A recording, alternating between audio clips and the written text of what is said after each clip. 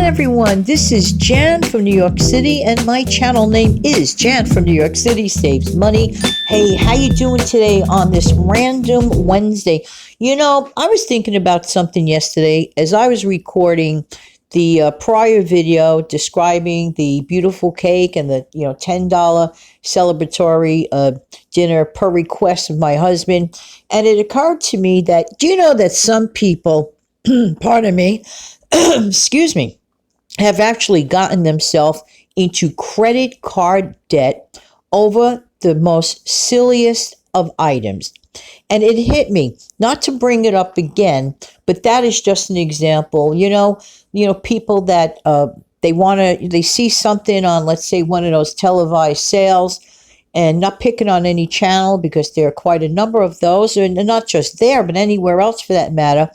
For, in my opinion, the most ridiculous of items, like, let's say, an $89 cake that you could pay in a few easy installments or whatever. Well, there are some people that they just can't resist temptation, and they actually and literally get into credit card debt, not even for, let's say, something that was of an emergent matter, but over the silliest stuff. And this, video is just trying to remind you to avoid the temptation.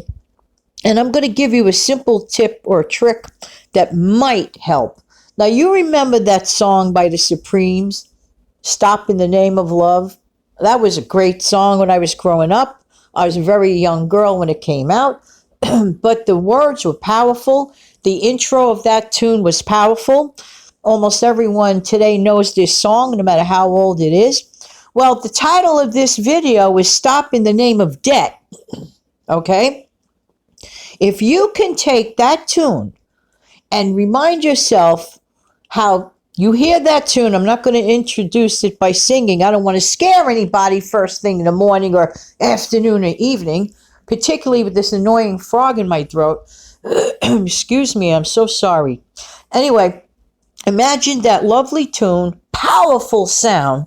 The next time you think you are vulnerable to falling prey to a credit card purchase that is extremely unnecessary.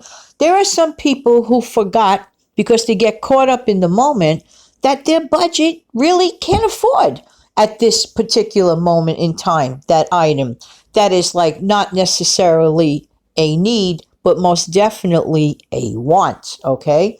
You don't have to get an $89 cake. You could replicate or duplicate that cake. For example, just using it as an example, you could try to accomplish the same goal at a fraction of the cost. And I did the math on that, to be honest with you. I personally can duplicate certain cakes that go for a lot of money for a fraction. I've done it with my strawberry shortcake last year at my birthday time, which, the video, I'll link it up again in the description box below for anybody that is a brand new subscriber. And by the way, everybody, welcome. How you doing, new subscribers? And welcome again, my veteran subscribers. I really do appreciate your loyalty and your time. But let's get back for a minute to the moment at hand. Let's think of other purchases in, let's say, your own life. Did you ever slap yourself silly after you've charged for something, and then you said to yourself after the fact, okay, gee, I don't think I really needed that. Or it looked so great on TV, or it looked so beautiful on the website. And then when it comes in the mail and it's shipped to you, you're looking at it and go, what? Did they really pay that much for this? What? And you're disappointed. Okay, albeit many times there's a good, item return policy, and, that's always a good thing if you really don't like something, But here's the thing. Sometimes when you don't do that, and you do not listen to that tiny whispering voice in your head that's screaming, stop in the name of debt, to the tune of that Supremes tune, remember that trick. It's going to help you in the future. You'll say, thank you, Jan from New York City. I'm just saying. But if you cave in, okay, and then you regret it later, and you're scratching your head and saying, why, oh, why, me, oh, my, that's like locking the barn door after the cow is gone. I mean, what good is that? You know, what good is that? Unless you learned a lesson from it. There must be countless people who have gone into credit card debt because they had to get the newest and latest and greatest pair of shoes, okay, of sneakers, of whatever, because it's got that, famous name on it. You know what I'm saying? Which, of course, is always a wonderful way for that company to advertise for free on your feet. Did you ever think of that? I know the younger people, well, peer pressure, I get that. We've all been there and done that. But after you're like about 45, 50 years old, do you really still have to cave into teenage peer pressure? Just saying, just saying. You know what it is? Here's the thing. I have never been the type of person that caved into, let's say, trendy, faddish, because those trends come and go. You saw that beautiful red sweater I had on during my tea time show the other day? I had that thing 10, 15 years. That sweater never goes out of style. You can never go wrong with a nice, simple turtleneck sweater. You could get your favorite color. You can.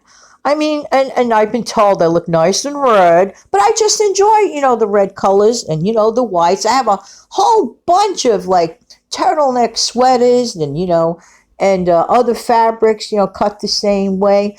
And they are timeless classics. I am not going to allow a cake. I am not going to allow designer sneakers. I am not going to allow a faddish blouse to get me into possible credit card debt.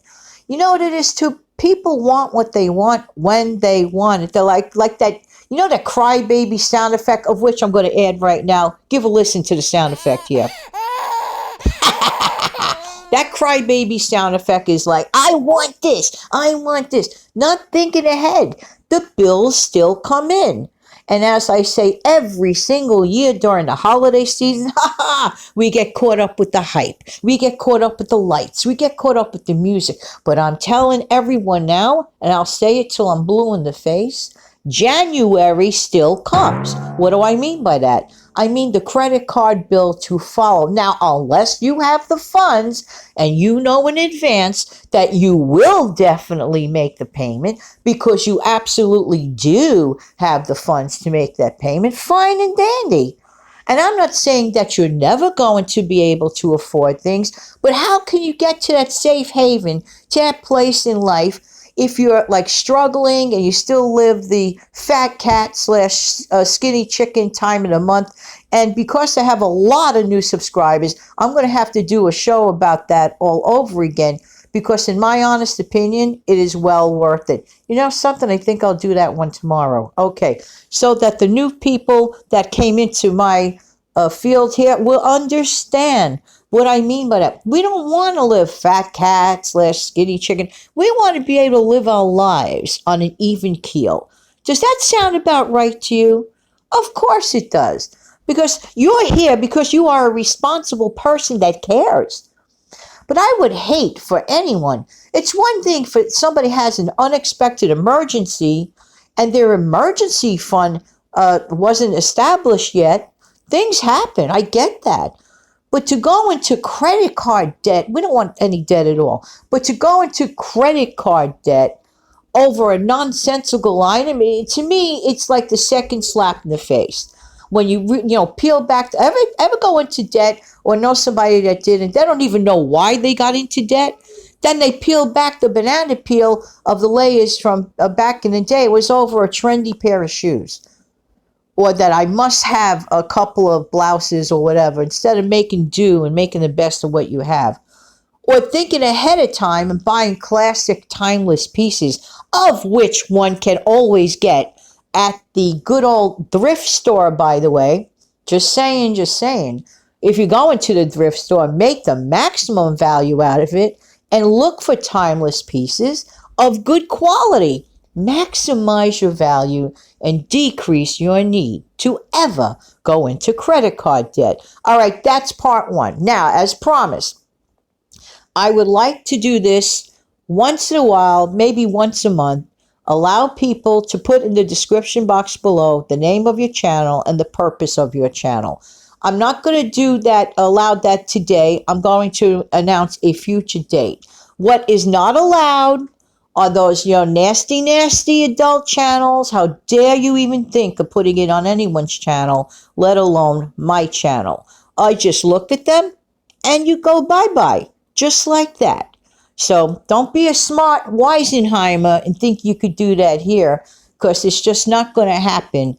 That filth and smut channel has no place on my channel. Got it? All I will do, I won't say a word, delete, and possibly report. Not a problem on my end.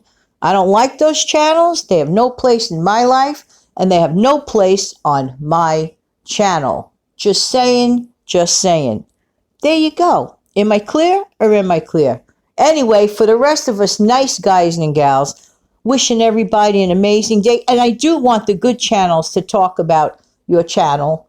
And if you are below 100 subscribers, I know this might help you and be of value to us, because I love looking at the new channels and I love watching the good stuff you guys have to offer, okay?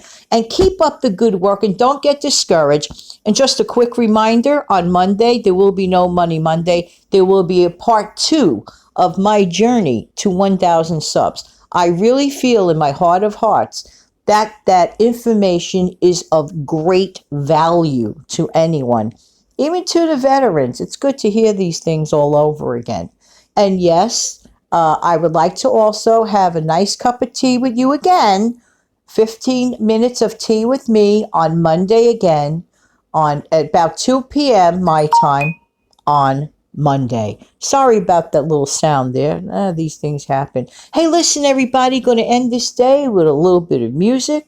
And have a great day, everybody, and just be the best you can be. Take good care now. Bye-bye.